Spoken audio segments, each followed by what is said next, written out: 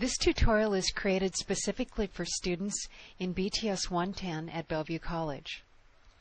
It's intended for students who have CS5 installed on their PC and are working from the CS4 textbook.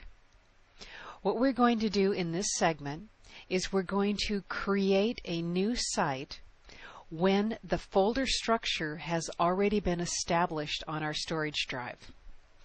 It's going to start very similar to what you see on page DW47.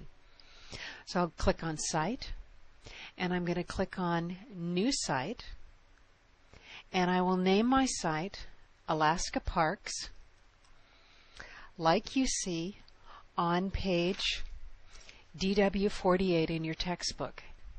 Browse out to where my site is located. It's on my flash drive. The folder structure has already been created, so I don't need to create any new folders. I just need to select the proper folder.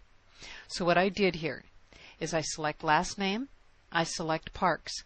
I want to see Select Parks down here. I want to see the Parks folder here. I'm going to select it. Then, just like we did in the other video, I'm going to click on Advanced Settings, Local Info.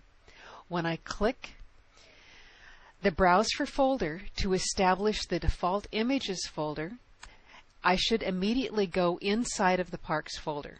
There I am. I'm going to go inside the Images folder. I want to see Images here. I want to see Images here. And I'll click Select. Since the folders have already been created, there was no reason to create additional new folders. I just showed Dreamweaver where the folders are that contain the files that I want to use in my web page. So I'll click on Save, and just like you see on page DW52 in your textbook, you should see Site Alaska Parks, and below it you should see the Images folder. Every time you move from one PC to another, you will need to define the site. The site is specific to the PC. It doesn't follow your flash drive. If you continue to work on the same PC, you'll never have this issue.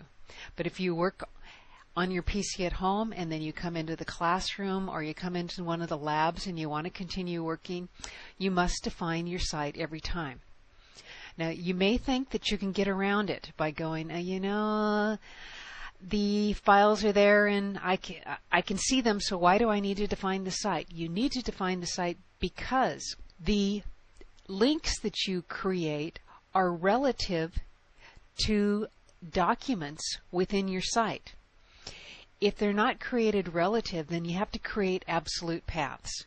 And as you move from one PC to another, those absolute paths may change. For example, on my PC, my flash drive is G right now.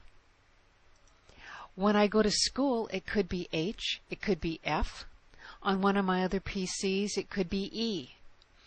And so a path that I define for my images on one PC, where the flash drive is H, when I move to the other PC or another PC where the flash drive is G, the images won't work. Like my background image won't show up. Pictures that I've inserted won't show up. So it's very important that you define a site every time you move from one PC to the next. That's the end of this segment.